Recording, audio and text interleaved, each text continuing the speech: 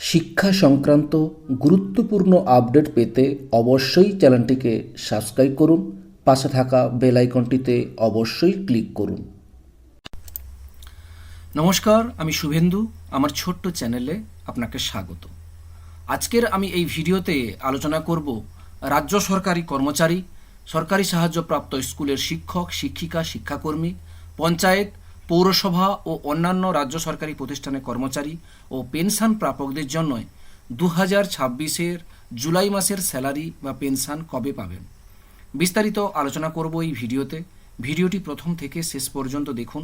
যদি ভালো লাগে অবশ্যই একটি লাইক দিন, আর আমার চ্যানেলে নতুন হলে অবশ্যই চ্যানেলটিকে সাবস্ক্রাইব করুন। আর যারা করে রেখেছেন তাদেরকে অসংখ্য অসংখ্য ধন্যবাদ। আজকের এই ভিডিওতে জানাবো জুলাই মাসের আপনার স্যালারি কত হবে এবং কবে পাবেন। দুটো ভিডিও আকারে আপনাদেরকে জানাবো। প্রথমে জানাবো যে জুলাই মাসের স্যালারিতে আপনি কত বাড়বে, কিভাবে করবেন, সুন্দর করে আপনাদেরকে বুঝিয়ে বলবো, এবং অবশ্যই ভিডিওটা প্রথম থেকে শেষ পর্যন্ত দেখুন।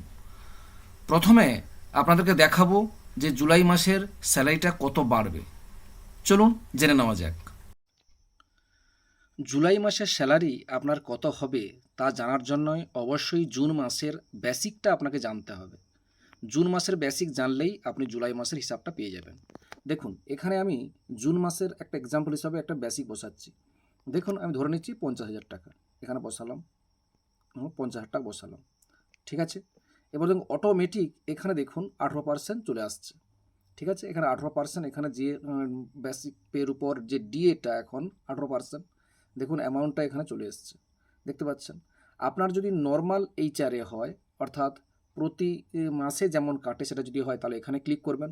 আপনার যদি আপনার দুজন যদি সার্ভিস করেন অবশ্যই ফিক্সড এইচআরএ হবে, তাহলে ফিক্সড এইচআরএতে ক্লিক করবেন। আর না হলে যদি কোনো এইচআরএ না নেন তাহলে নো এইচআরএতে ক্লিক করবেন। আমি ধরে নিচ্ছি নর্মাল এইচআরএ। এরপরে আপনার যদি নর্মাল মেডিকেল হয় তাহলে এখানে ক্লিক করবেন, আর যদি কোনো মেডিকেল না হয় তাহলে দ্বিতীয়টা ক্লিক করবেন। তারপরে কিন্তু এবার নন প্র্যাকটিসিং অ্যালাউন্স যদি থাকে ক্লিক করবেন, আর যদি না থাকে উপরটাই ক্লিক করবেন। ব্যাস, আদার অ্যালাউন্স যদি কিছু থাকে লিখবেন, না হলে কিছু লেখার দরকার নেই। এবার জাস্ট ক্যালকুলেটে ক্লিক করে দেবেন। দেখুন ক্যালকুলেট করার সঙ্গে সঙ্গে আপনার হয়ে গেল টোটাল আপনি কত পাবেন। দেখুন গ্রস স্যালারি হয়ে যাবে আপনার 67,450 টাকা।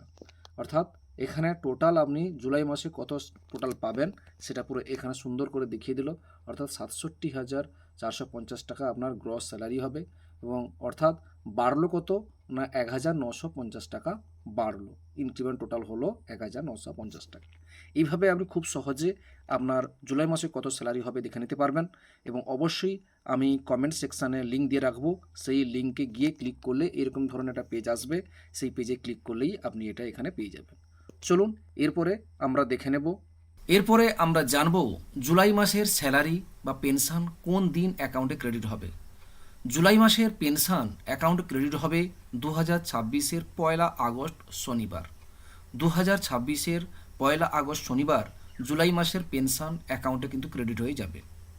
এরপরে আমরা জানব জুলাই মাসের ওয়েজেস, অনারোনিয়াম, রিমুনারেশন, স্টাইপেন্ড অ্যাকাউন্টে ক্রেডিট হবে 2026-এর 1 আগস্ট শনিবার।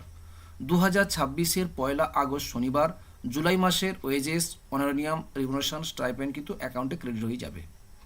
এরপরে আমরা জানব পঞ্চায়েত, মিউনিসিপ্যালিটি, কর্পোরেশন, লাইব্রেরি কর্মচারীদের ক্ষেত্রে স্যালারি অ্যাকাউন্টে ক্রেডিট হবে 2026-এর 31 জুলাই শুক্রবার।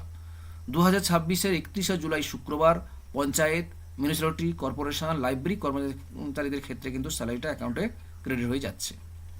এরপরে আমরা জানব রাজ্য সরকারি কর্মচারীদের ক্ষেত্রে স্যালারি অ্যাকাউন্টে ক্রেডিট হবে 2026-এর 30 জুলাই বৃহস্পতিবার। 2026-এর 30 জুলাই বৃহস্পতিবার রাজ্য সরকারি কর্মচারীদের ক্ষেত্রে কিন্তু স্যালারিটা অ্যাকাউন্টে ক্রেডিট হয়ে যাচ্ছে।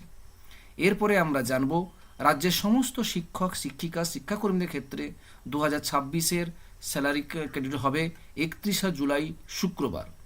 2026-এর 31 জুলাই শুক্রবার রাজ্যের সমস্ত শিক্ষক, শিক্ষিকা, শিক্ষাকর্মীদের ক্ষেত্রে কিন্তু স্যালারিটা অ্যাকাউন্টে ক্রেডিট হয়ে যাবে।